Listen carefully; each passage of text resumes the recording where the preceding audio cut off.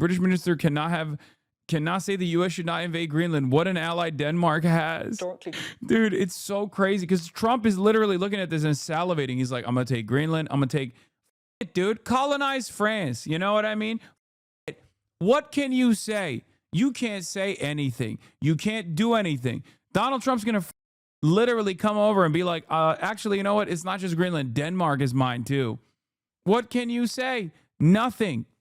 It remains a complicated situation. So you're not going to say whether you think the most important thing is stability and that peaceful transition to democracy. That's what matters to Venezuela above all else, and that was the position we took before the weekend.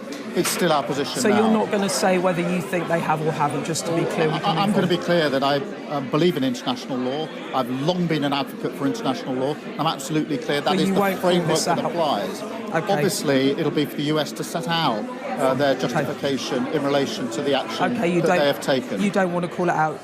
France, Spain. Dude, he's so brave. I don't think you guys understand the bravery necessary to be Keir Starmer, okay? The world is constantly awaiting what his next take is going to be. This guy moves the world, okay? He shocks the world every time he comes out with statements. Anyway, let's hear what the position is on not just Venezuela, because like this obviously has reverberations. This obviously has like impact on everything else. And one of the things that Trump has said is that he's going to do this to Cuba next. He might even do this to Mexico. He might do this to Colombia. But also, he's going to take Greenland. Let's take a look at how the Europeans are talking about Donald Trump eventually overtaking Greenland. But allies matter. Allies influence, they pressure. I mean, let's look at Greenland, for example, right? We've had the Danish Prime Minister calling on the United States to stop the threats against a historically close ally and against another country and another people who have very clearly said they are not for sale. If Donald Trump's moves against Greenland or against, Denmark, is that a different matter? Will the UK government condemn that? First, I'll be really clear that allies do matter, which is why these careful diplomatic conversations behind the scenes are ongoing with the United States and with our European allies and Five Eyes partners. And we're not going to give a running commentary. But what about Greenland? When it comes to Greenland, Denmark and the United States, these are both NATO members. And I'm really proud that NATO has used discussion over division to ensure that these problems in the past Can you at least just say Donald Trump should not, do the same in Greenland? What I can say really clearly is I can't see this being any different to any previous conversations that need to be had between NATO members. And I find it extraordinary that you can't just say flat out that Donald Trump needs to. And I think the Venezuelan issue intervene on Greenland. The Venezuelan issue I find that extraordinary. is obviously different to. Dude. I mean, if this was my job, I'd have a little bit of shame. Like, if my job was to sit there and just eat America's dick as America literally puts his dick and balls all over the table, like, I at some point I'd be like, this is too much. I can't do this. I can't stand doing this. What the is my life? Like, you have no dignity, man. You have no honor. You have no care or consideration for your fellow man. It's incredible. Because, like, with Greenland, at least, like, white supremacy is still a very big motivating force in this calculation, right? Like, Venezuelans are brown. They're far away. Who cares, right? Gazans are brown. Israel is our ally. Who cares, right? But Greenland... Now, of course, there's indigenous people in Greenland, but like, it's still under the white periphery. This is the difference between, Belgium and its colonial conquest, or even Germany and its African colonial initiatives, versus colonizing and wholesale slaughtering white people, right? This was literally what caused people to go, hold on, Hitler. We were with you, right? But this is a bridge too far. What the are you doing? You're taking over other white countries. You can't be doing that. We have this established thing. Like, what the going on? And Donald Trump is literally doing the Adolf Hitler play of being like, no, I'm going to take all the white countries too. Nothing you can do about it. This is unironically the real appeasement. I know everybody goes like, oh, well, Adolf Putler Adolf Hitler. You're doing appeasement against Adolf Hitler. Like, this is appeasement.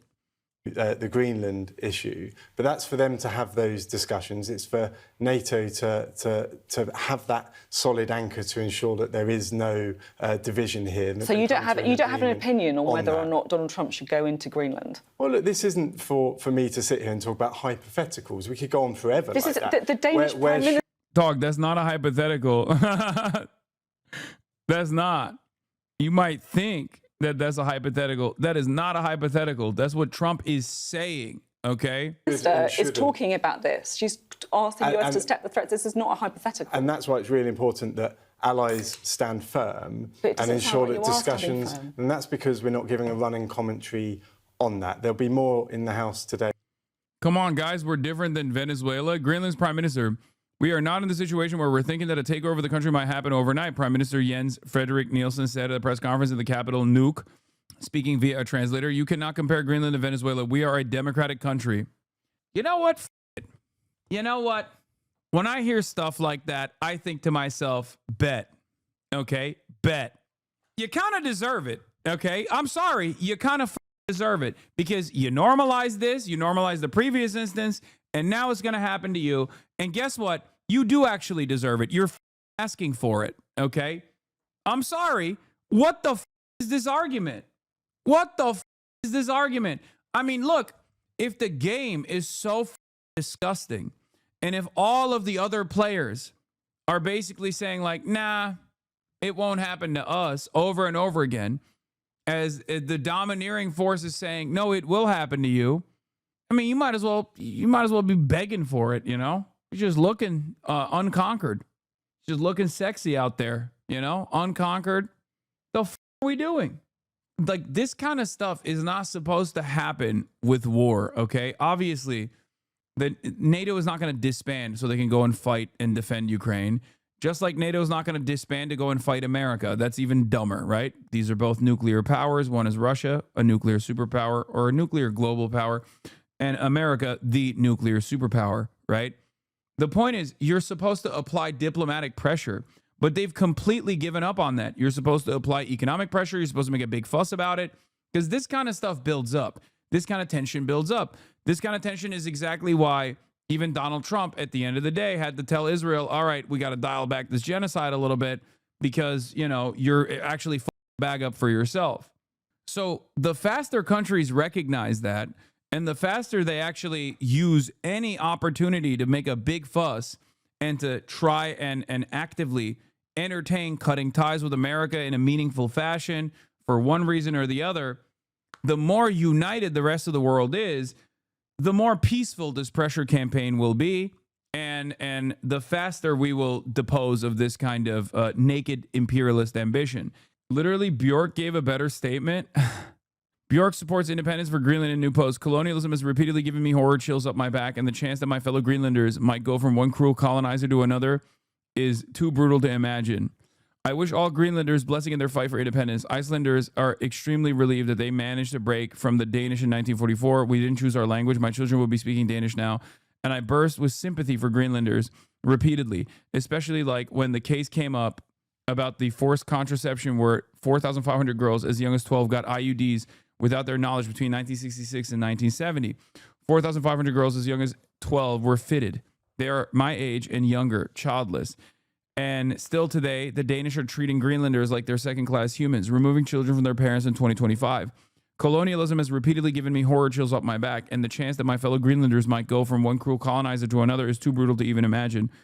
Eldin, we say in Icelandic. Dear Greenlanders, declare independence. Sympathetic wishes from your neighbors. Warmthness, Bjork. Hey, I mean, Europe loves colonialism so much in the global south, they're going to get a chance to experience it. Maybe that will help them realize what's afoot here, what's happening here.